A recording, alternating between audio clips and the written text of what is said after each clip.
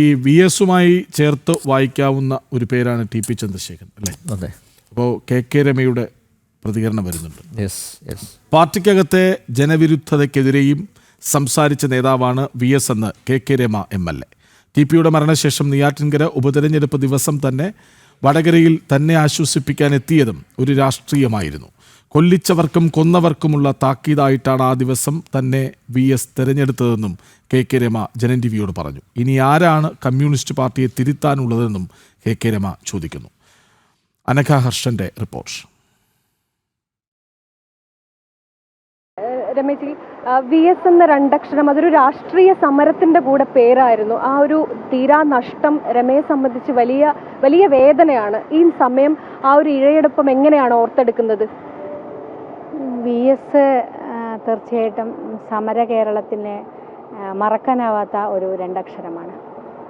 V എസിനെ വ്യത്യസ്തനാക്കുന്നതും V S ജനങ്ങൾക്ക് വേണ്ടി വിട്ടുവീഴ്ചയില്ലാത്ത സമരത്തിന് നേതൃത്വം കൊടുത്തു എന്നതാണ് വി എസിനെ വ്യത്യസ്തനാക്കുന്നത്. പാർട്ടിക്ക് പുറത്ത് ജനവിരുദ്ധതയ്ക്കെതിരെ സംസാരിക്കുമ്പോൾ തന്നെ പാർട്ടിക്ക് അകത്തെ ജനവിരുദ്ധർക്കെതിരെയും വി എസ് സംസാരിച്ചിരുന്നു എന്നതാണ് വി എസിൻ്റെ പ്രത്യേകത. വ്യക്തിപരമായിട്ട് വി എസുമായിട്ട് വളരെയേറെ ബന്ധമുണ്ടായിരുന്ന ഒരു ആളാണ്. അത് വിവരിക്കാൻ ഒരുപക്ഷെ വാക്കുകളിൽ ഒതുക്കാൻ കഴിയാത്ത തരത്തിലുള്ള ഒരു ബന്ധം, പ്രത്യേകിച്ചും ടി പിക്ക് ശേഷവും ഞങ്ങളുടെ പാർട്ടി പുതിയ പാർട്ടി രൂപീകരിച്ച് ഞങ്ങൾ പുറത്തു വരുന്ന സമയത്തുമൊക്കെ ഉണ്ടായിരുന്നു എന്നതാണ്. പാർട്ടി സെക്രട്ടറി ചന്ദ്രശേഖരനെ കുലംകുത്തി എന്ന് വിശേഷിപ്പിച്ചപ്പോൾ ധീരനായ കമ്മ്യൂണിസ്റ്റാണ് ടി പി ചന്ദ്രശേഖരൻ എന്നാണ് വി എസ് വിശേഷിപ്പിച്ചത്. അതുപോലെ തന്നെ വി എസ് ചന്ദ്രശേഖരനെ കാണാനെത്തി. വർഗവഞ്ചകനായും കുലംകുത്തിയുമായും ഒക്കെ ടി പി ചന്ദ്രശേഖരനെ വിശേഷിച്ചപ്പോൾ വി എസിൻ്റെ ആ നിലപാട് മതി, ചന്ദ്രശേഖരൻ ശരിയായിരുന്നു എന്നും ചന്ദ്രശേഖരനെ ഉയർത്തിയ രാഷ്ട്രീയം ശരിയാണ് എന്നും പറയാൻ ആ അംഗീകാരം മതി ഞങ്ങൾക്ക് മുന്നോട്ടുള്ള യാത്രയിൽ എന്നതാണ്. ഇതിനോട് ചേർത്ത് വെച്ച് പറയാം, നെയ്യാറ്റിൻകര ഉപതെരഞ്ഞെടുപ്പ് സമയത്തടക്കം രമേനെ കാണാൻ വി എസ് എത്തിയിരുന്നു. അത് വി എസിനെ പാർട്ടിക്കകത്തു നിന്ന് വലിയ രീതിയിലുള്ള വിമർശനമായിരുന്നു അന്ന് നേരിട്ടുന്നത്. വി എസിനെ പാർട്ടിയിൽ നിന്ന് കുലംകുത്തിയെ പുറത്താക്കണമെന്ന ബോർഡ് വി എസിന്റെ വീട്ടിൽ പതിക്കുന്നതടക്കമുള്ള കാര്യങ്ങളൊക്കെ അന്നുണ്ടായിരുന്നു. ഈ നിമിഷം അതുകൂടി ഓർത്തു പോവുകയാണ്. തീർച്ചയായിട്ടും അതൊരു വല്ലാത്തൊരു രാഷ്ട്രീയമാണ്. അതാണ് വി എസ്. അത് വി എസിന് മാത്രമേ സാധിക്കുകയുള്ളൂ. വി എസ് അന്ന് ഞങ്ങളുടെ വീട്ടിൽ വന്ന ദിവസങ്ങൾ ഓർത്തെടുക്കുകയാണെങ്കിൽ അത് ഞങ്ങൾക്ക് തന്നൊരു ധൈര്യം, ഞങ്ങൾക്ക് തന്നൊരു ആശ്വാസം. വ്യക്തി ജീവിതത്തിലായാലും രാഷ്ട്രീയ ജീവിതത്തിലായാലും ഒരു ശൂന്യതയിൽ നിൽക്കുന്ന, നിശ്ചലാവസ്ഥയിൽ നിൽക്കുന്നിടത്താണ്, ഒരു ഇരുട്ട് വീണ അവസ്ഥയിലാണ് വി എസ് ഞങ്ങളുടെ അടുത്തേക്ക് വരുന്നത്. അത് ഞങ്ങൾക്കൊരു ഊർജമായിരുന്നു. അന്ന് വി എസ് തിരഞ്ഞെടുത്ത ദിവസം, അതാണ് അതിൻ്റെ രാഷ്ട്രീയം. ആ ദിവസം അതും ഒരു താക്കീതാണ്.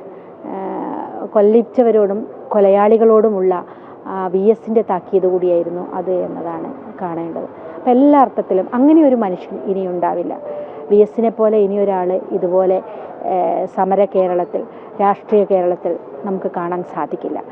അദ്ദേഹം ജനങ്ങൾക്ക് വേണ്ടിയാണ് ജീവിച്ചത്. ജീവിതം മുഴുവൻ അത്രയേറെ പീഡനങ്ങൾ, കൊടിയ പീഡനങ്ങൾ അനുഭവിച്ചാണ് അവിഭക്ത കമ്മ്യൂണിസ്റ്റ് പാർട്ടിയിൽ നിന്ന് 64 ഇറങ്ങി വന്ന 32 പേരിലുള്ള വി എസ് എന്ന് പറയുന്നത് എല്ലാവരും തീർന്നു അവശേഷിച്ചു.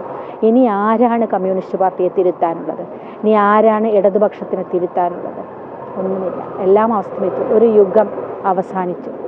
അതായത് ഒരു ഇടതുപക്ഷം എന്ന് പറയുന്ന ഒരു പ്രസ്ഥാനം തന്നെ വി എസിലൂടെ കഴിഞ്ഞിരിക്കുന്നു എന്നാണ് ശരി യഥാർത്ഥത്തിൽ. അല്ല, ഇടതുപക്ഷത്തിലെ തിരുത്തലുകളെ ചൂണ്ടിക്കാണിക്കാൻ, നയവ്യതിയാനങ്ങൾ, പാർട്ടിയിലെ CPM-ലെ നയവ്യതിയാനങ്ങളെ ചൂണ്ടിക്കാണിക്കാൻ ഇനി ആരുണ്ട് എന്നുള്ള ചോദ്യമാണ്.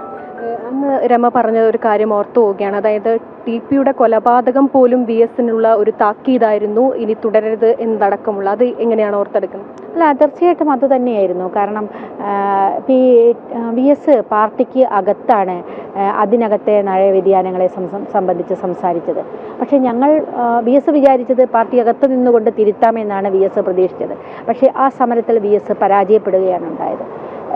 പക്ഷേ ഞങ്ങൾ പാർട്ടിക്ക് പുറത്ത്, അതിനകത്ത് നടക്കുന്നില്ല എന്നുള്ളത് കൊണ്ടാണ് പുറത്തു വന്ന് രാഷ്ട്രീയ സമരം നടത്തിയത്. അപ്പോൾ വി എസ് പാർട്ടിക്കകത്ത് നടത്തിയ ആശയ സമരങ്ങളുടെ ഒരു സംഘടനാ രൂപമായിരുന്നു ഒഞ്ചിയത്ത് എന്നതാണ്. അതുകൊണ്ട് തന്നെ അതിൻ്റെ നേതാവിനെ കൊല്ലുന്നതിലൂടെ വി എസിന് കൊടുത്ത താക്കീത് തന്നെയാണ്. ഇത്തരം വിമത ശബ്ദങ്ങൾ ഇനി വേണ്ട, അത്തരം സംസാരങ്ങൾ ഇനി വേണ്ട എന്ന താക്കീത് തന്നെയാണ് പാർട്ടി കൊടുത്തത്.